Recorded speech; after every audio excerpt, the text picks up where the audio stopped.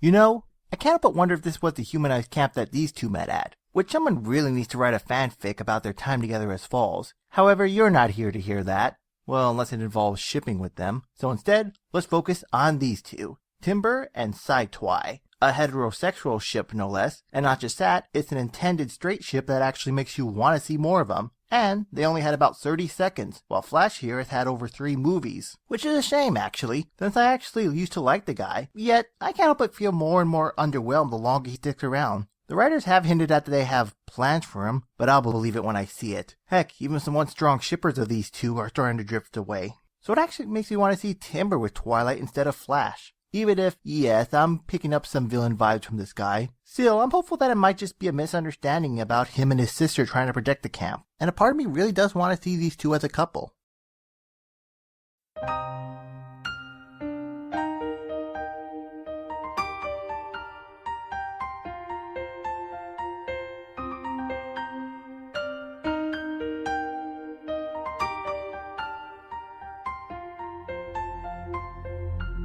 First off, I suppose I should cover shipping in general with the show. And when it comes to romance and MLP, I find it falls into one of 2 categories. The one where they are intended to be a couple, and the ones that are not, but fans still ship them to the moon.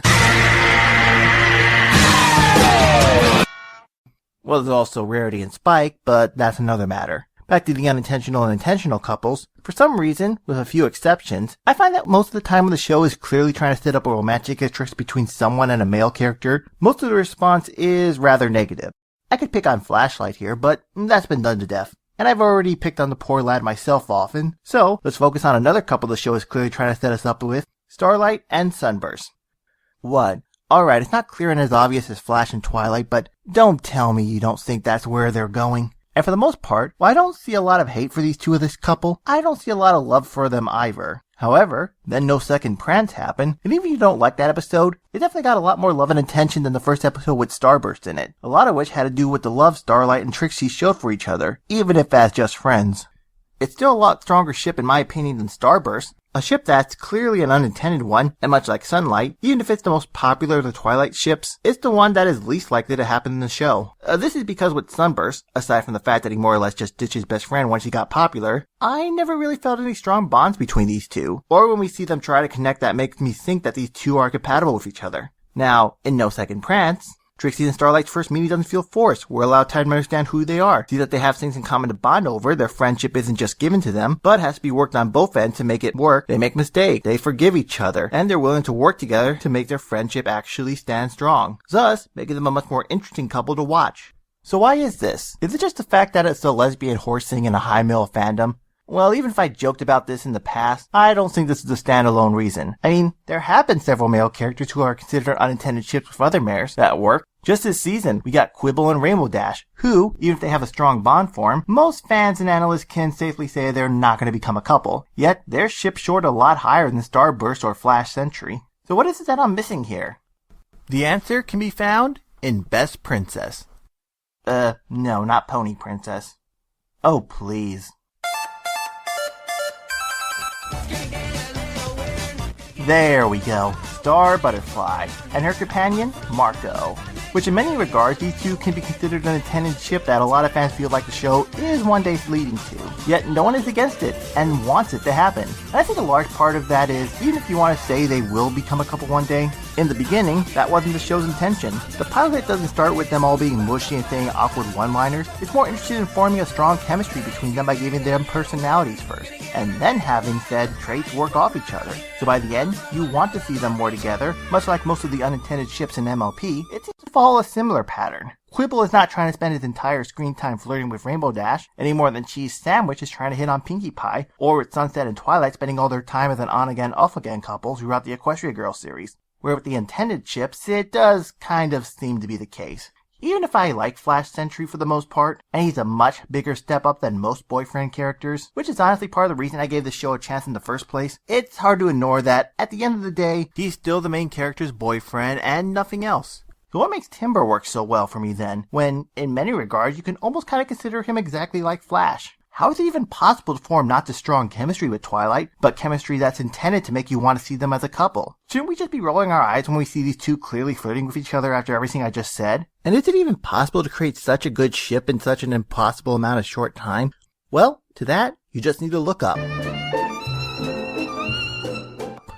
In which it has what many people consider to be one of the best couples in movies of all time. True, Carl and Ellie had a lot more time than Timber and Twilight, but 10 minutes is not as long as you'd think. So how'd both of them pull off otherwise impossible feats? In Up's case, it was about knowing what to focus on. It spent its first 5 minutes establishing who Ellie and Carl were, and then throughout a series of wisely chosen events, we see how much they care for each other, and how other personalities balance off each other, and what kind of chemistry they have in their shared interests.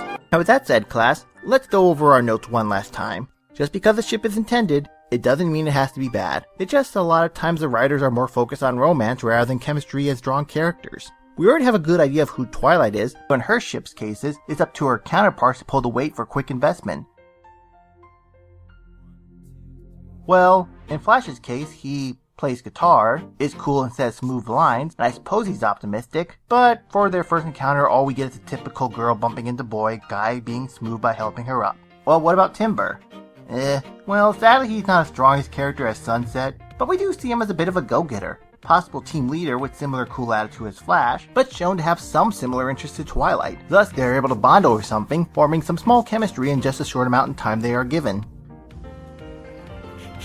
What? Nothing. Though to be fair, if the clips ended right here, then I probably wouldn't be making this video. But instead, we clearly see them spending some time together, and hopefully by the end they'll get together. Though do I actually believe this is going to happen? Well, personally I think the movie is going to play out much like this. Timber does start to fraternize and even go on a few dates with Twilight, but that's because he's in league with the villain and is wanting to use Midnight Sparkle for whatever purpose she's supposed to serve in the movie. To which either the girls, or I'm hoping at least Flash Sentry, saves the day and grows some character development out of them. Though what I personally would like to happen is for most of this all to be the same, yet instead of Timber just being a pure bad guy, he does start to develop some feelings for Twilight. He goes against the villain's plan in order to protect her, making them a couple, although I believe the former is more likely to happen. Even if it does, I don't think it was for complete waste. I mean, personally, I think with Timber Spark here, it serves as a rather nice role model of how couples should be. Instead of just throwing two characters together and expect us to consider them OTP, give us a reason why we should think that. Don't give your boyfriend or girlfriend characters a few cheesy lines and expect strong chemistry. Actually build it by giving the leads personality. Have them just talk with one another, play off their characters' traits, bond over one another. And even if I'm a shipper, I'm actually kind of glad MLP is a show that is aimed at girls, where the lead's goals aren't to get married or have boyfriends. And this is probably why I take such issues when an intended ship fails so short, and it's what makes so many people against Flash Sentry in the first place. Hasbro, if you're going to give our girls we have grown to love so much boyfriends, or maybe girlfriends, then at least give said boyfriends or girlfriends personalities that can stand just as strongly, if not greater, than our main characters. And hey, if Niantic is actually listening to complaints from people, why shouldn't you? So if you don't actually make them a couple, then please at least apply some of what you learned here to Flash if you aren't going to go with Sunlight. In any case, I am AJ, and I hope this video is worth your time. Through joy and tears, we're carried by the love, always persevered. The tiny seed has grown. Today is brilliant. Flowers show that love is in bloom. Starting a life and making room For us,